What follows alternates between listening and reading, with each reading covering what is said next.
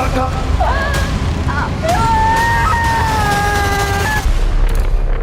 ผมให้โอกาสมันครั้งสุดท้าย มีทางเดียว เองต้องฆ่าพนอ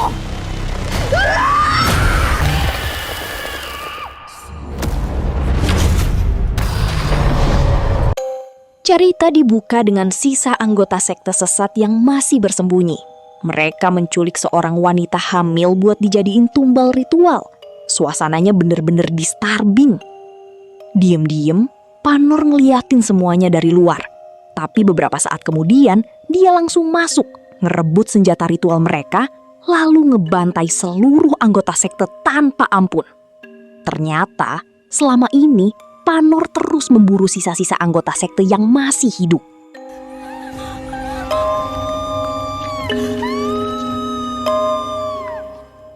Karena kekuatan Dewa Bermata Tiga terlalu buas, Bibi Matsi akhirnya mencoba menyegel kekuatan itu di dalam tubuh Panor.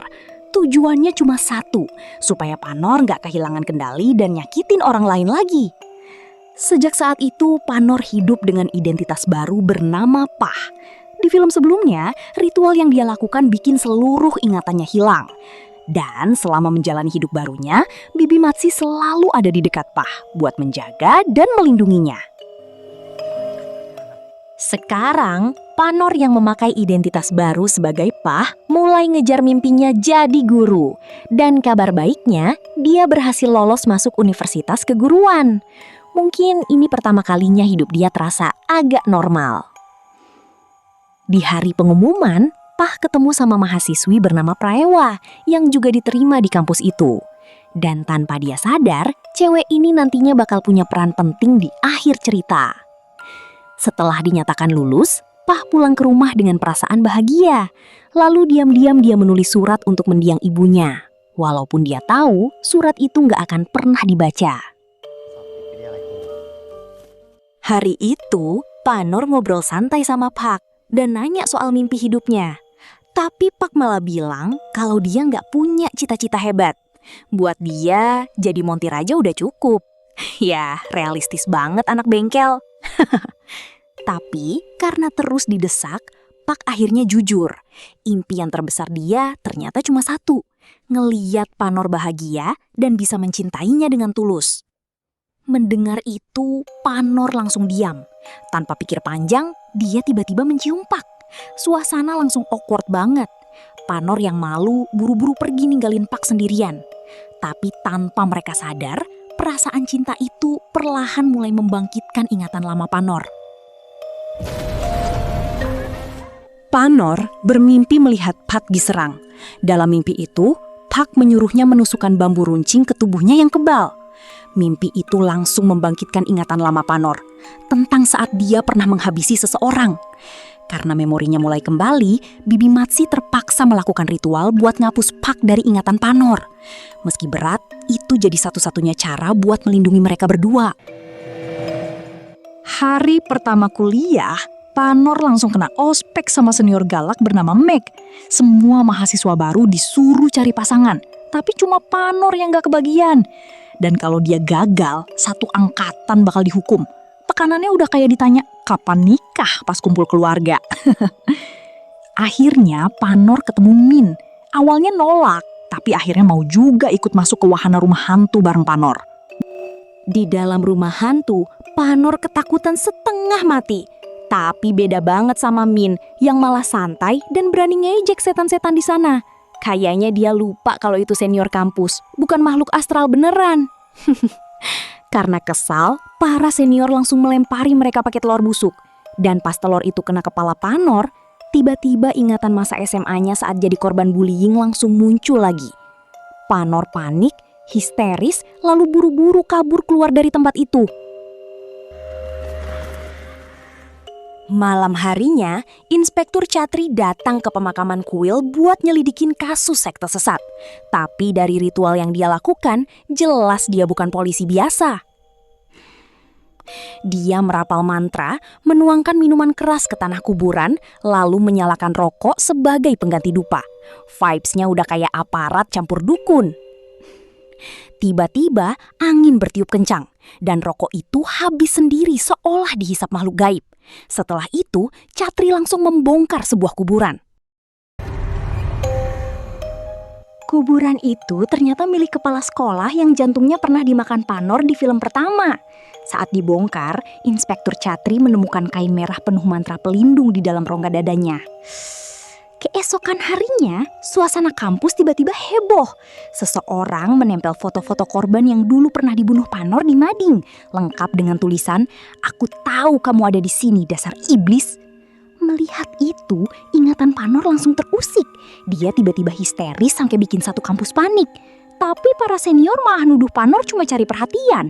Yah, orang panik malah dikira drama. Klasik banget. Senior bernama Cem yang emang dari awal ngincer Panor langsung manfaatin situasi buat ngelecehin dia. Sementara itu, Mano malah nyemplungin kepala Panor ke toilet. Untung aja ibu guru Wilay datang sebelum keadaan makin parah. Malamnya di asrama, Mint kesel banget sama tingkah para senior. Dia lalu nanya, kenapa Panor bilang foto-foto di mading itu terasa familiar. Panor akhirnya menunjukkan foto masa lalunya. Meski nggak inget siapa gadis di sebelahnya, Panor yakin salah satu orang di foto itu adalah dirinya. Dan sejak lihat foto-foto korban tadi, ada sesuatu dari masa lalunya yang perlahan mulai terasa balik lagi. Keesokan harinya, Piak dan ayahnya lagi di bengkel saat Inspektur Catri datang membawa jimat kain merah yang ditemukan dari mayat di kuburan. Dia nanya siapa pembuat jimat itu, tapi ayah Piak bilang belum pernah lihat sebelumnya.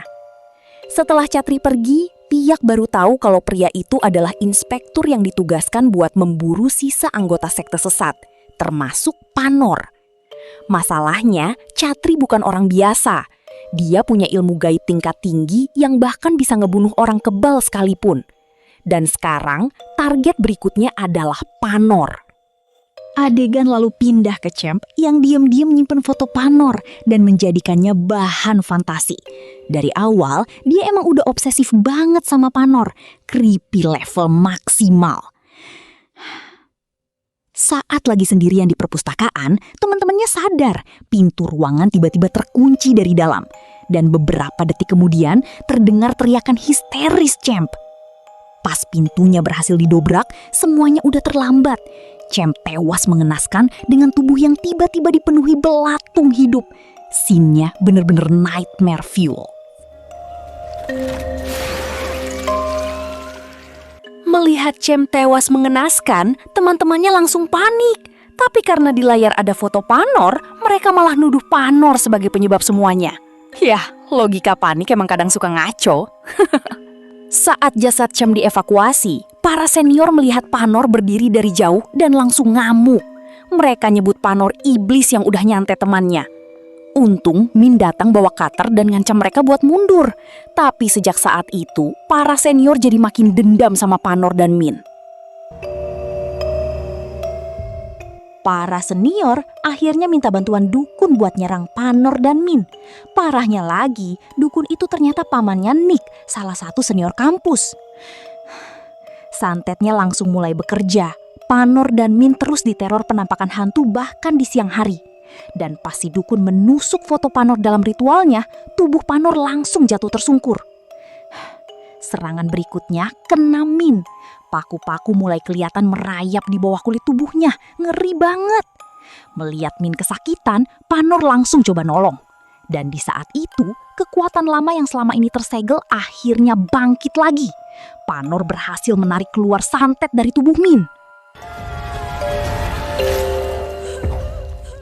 Setelah berhasil menarik santet dari tubuh Min, Panor langsung memuntahkan paku-paku itu dari mulutnya. Dengan penuh amarah, dia menggenggam paku tersebut lalu membalikan santetnya ke sang dukun.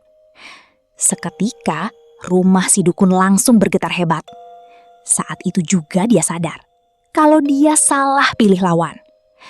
Dan gak lama kemudian, dukun itu pun tewas mengenaskan. Nick gak percaya pamannya bisa mati. Tapi bukannya tobat, dia malah ngambil sisa jimat peninggalan pamannya dan bersumpah bakal terus ngehancurin Panor. Mentalnya tuh udah kayak netizen kalah debat tapi masih bilang tunggu part 2. Di sisi lain, Inspektur Catri akhirnya berhasil nemuin rumah Bibi Matsi. Saat Catri masuk sambil merapal mantra, Bibi Matsi langsung ngirim roh-roh buat nyerang dia. Tapi Catri cuma berdiri diam. Dan semua roh itu langsung lenyap. Santainya tuh kayak lagi matiin notif grup. Pertarungan pun terjadi. Tapi Bibi Matsi akhirnya kalah dan berhasil ditangkap. Catri lalu nyiksa dia buat maksa ngasih tahu lokasi Panor. Tiba-tiba Piak datang buat nyelamatin Bibi Matsi dan langsung bertarung melawan Catri. Catri terus mukul dan nyerang Piak, tapi tubuh Piak kebal banget. Fix bukan build manusia biasa. Karena kesal, Catri akhirnya ngeluarin pistol gaibnya dan langsung menodongkannya ke Piak. Di sisi lain, Min akhirnya tahu siapa Panor sebenarnya. Tapi anehnya, dia nggak takut sama sekali dan tetap milih ada di samping Panor. Panor pun nangis dan bilang kalau dia udah nggak mau bunuh siapapun lagi. Tapi Min mengingatkan satu hal. Kalau Panor nggak melawan, orang-orang itu bakal terus memburu dan mencoba membunuhnya. Dan dia nggak akan pernah bisa lari dari takdirnya sendiri. Cerita lalu pindah ke Piak yang lagi berusaha ngelepasin borgol dari Catri.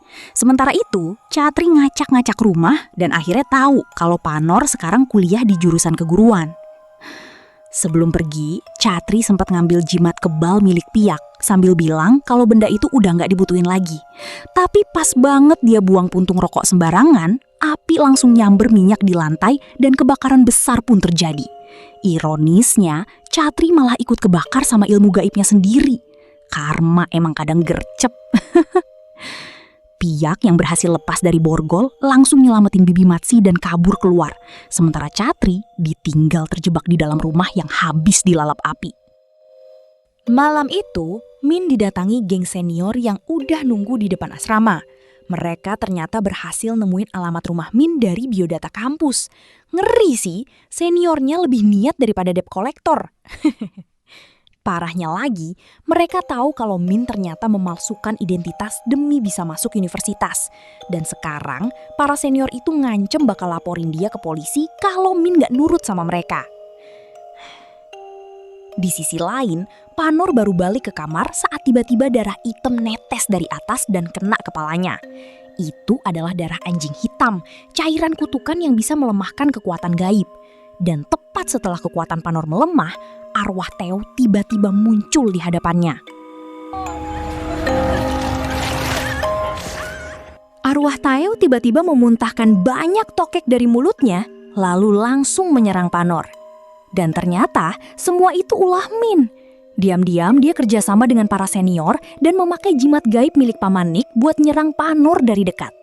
Bahkan di tengah kekacauan itu, Min masih sempat motret Panor yang lagi kesakitan.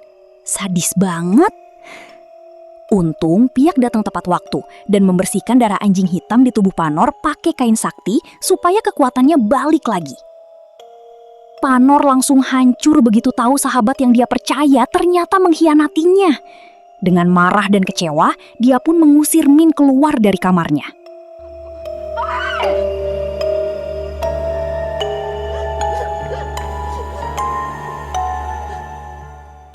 Sejak kejadian itu, perang antara Panor dan para senior makin gak terkendali. Bedanya, sekarang Panor gak cuma diburu, tapi juga mulai siap buat ngebalas. Di sisi lain, Nick dan gengnya lagi nunggu foto-foto Panor dari Min dicetak buat dimasukin ke majalah kampus. Niat banget, hidupnya udah kayak admin gosip kampus. Tapi tanpa mereka sadar, Mac dan Pon malah nemuin boneka tanah liat milik Paman Nick dan mulai main-main pakai benda itu. Padahal boneka tersebut adalah media santet terkutuk. Gak lama kemudian, Panor tiba-tiba muncul di tempat itu. Tanpa banyak ngomong, dia langsung merebut boneka tanah liat tersebut lalu menyatukan keduanya sambil merapal mantra kutukan. Dan seketika, tubuh Mac dan Pon langsung nempel jadi satu secara gaib dan fisik. Mereka panik, saling cekik, sampai akhirnya mati bareng dalam kondisi yang benar-benar mengerikan. Fix, kali ini Panor udah mulai main serius.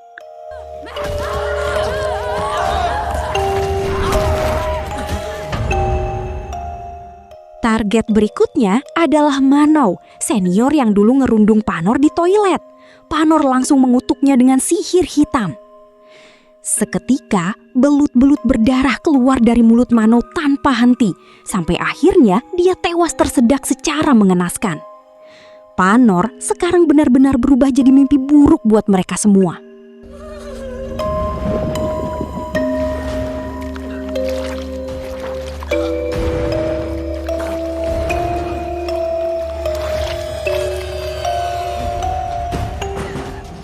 Nick dan Keratai berusaha sembunyi dari Panor, tapi mereka akhirnya berhasil dipisahkan. Panor lalu menangkap Keratai dan mengikatnya tanpa ampun. Setelah itu, Panor memanaskan cap besi bertuliskan nama Keratai sampai meleleh jadi cairan panas membara, lalu memaksa Keratai meminumnya. Seketika, Keratai tewas dengan kondisi yang mengerikan. Balas dendam Panor sekarang udah di level yang bener-bener sadis.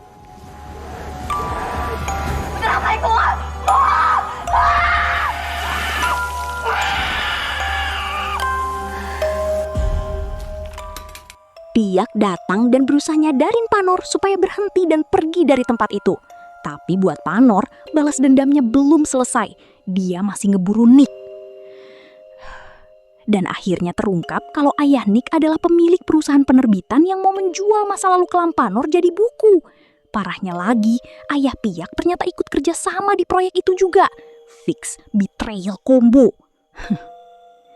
Tanpa ragu, Panor langsung membakar Nick dan ayahnya hidup-hidup memakai kekuatan apinya.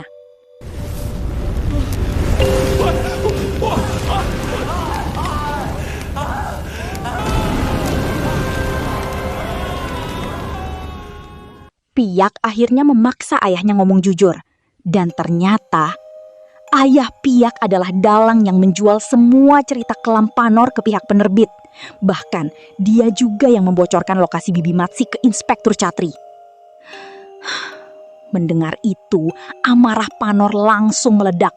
Dia memutar kancing bajunya sendiri dan secara gaib perut ayah Piak ikut terpelintir kesakitan. Piak sampai nangis dan bersujud minta ampun buat ayahnya. Tapi Panor udah terlalu hancur dan marah buat berhenti. Dengan satu putaran terakhir, ayah Piak tewas mengenaskan tepat di depan mata anaknya sendiri. Di saat bersamaan, Inspektur Chatri yang ternyata masih hidup tiba-tiba datang buat nyerang Panor. Tapi untungnya, Min muncul tepat waktu bawa mobil dan langsung ngajak Panor kabur dari tempat itu. Min lalu membawa Panor bersembunyi di rumahnya. Tapi sejak masuk ke dalam, Panor langsung ngerasa ada yang gak beres. Aura rumah itu dingin banget, kayak rumah yang tagihan listriknya nunggak bertahun-tahun. Tiba-tiba, sebuah foto keluarga jatuh ke lantai. Dan Panor langsung syok saat melihat wajah Praiwa ada di foto tersebut. Gadis yang selama ini ternyata adalah pemilik asli identitas yang dipakai Mint. Dan disinilah plot twist besarnya terungkap. Ternyata Min adalah orang yang membantai seluruh keluarga Praiwa. Semua itu dia lakukan demi mencuri identitas Praiwa supaya bisa masuk kampus dan berada di kelas yang sama dengan Panor.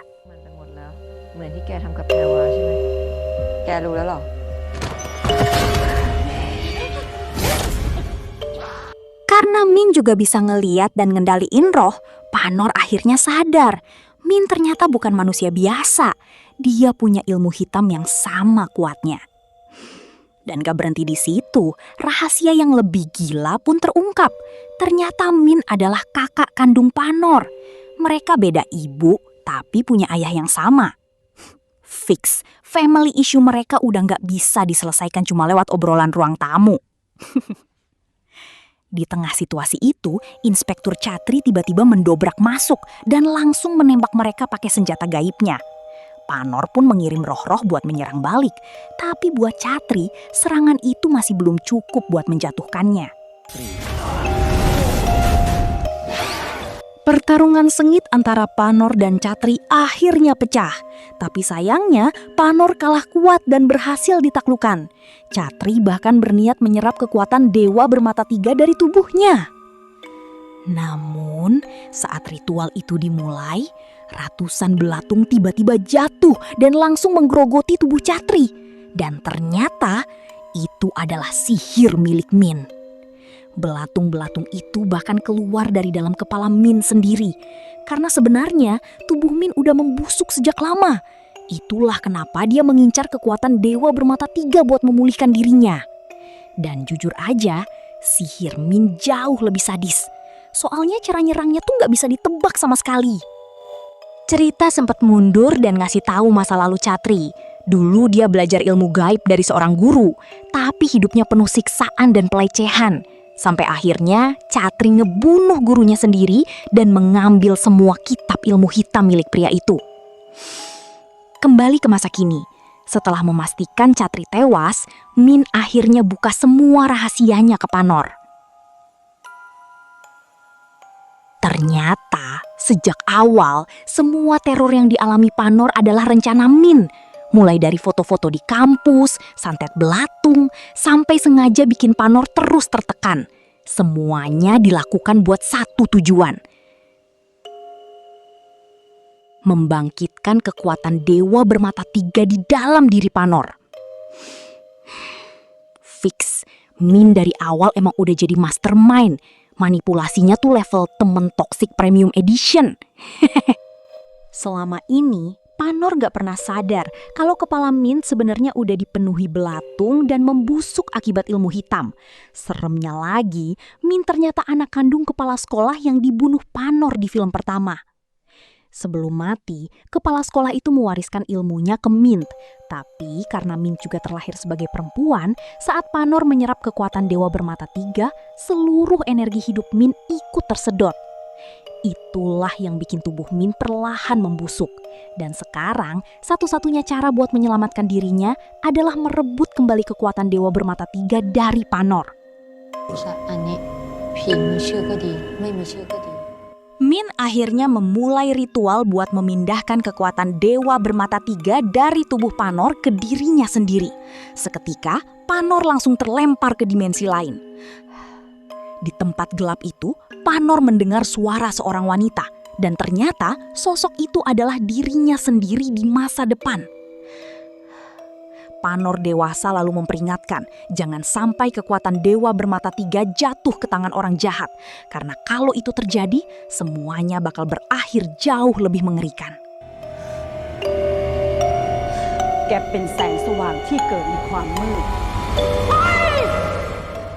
Panor akhirnya sadar kembali dan langsung menyerang Min.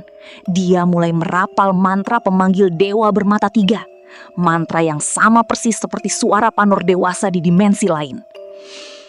Dan disinilah kekuatan asli Panor akhirnya bangkit sepenuhnya. Kekuatan dewa bermata 3 ternyata jauh lebih mengerikan dari semua ilmu hitam yang ada.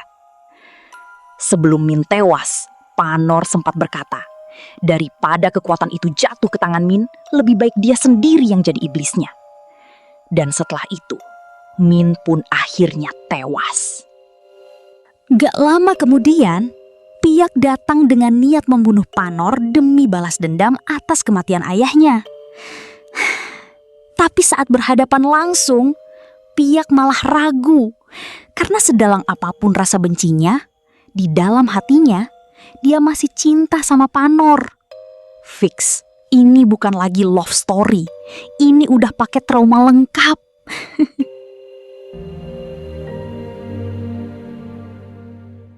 Setelah semua kejadian itu, Piak dan Panor akhirnya memilih jalan masing-masing.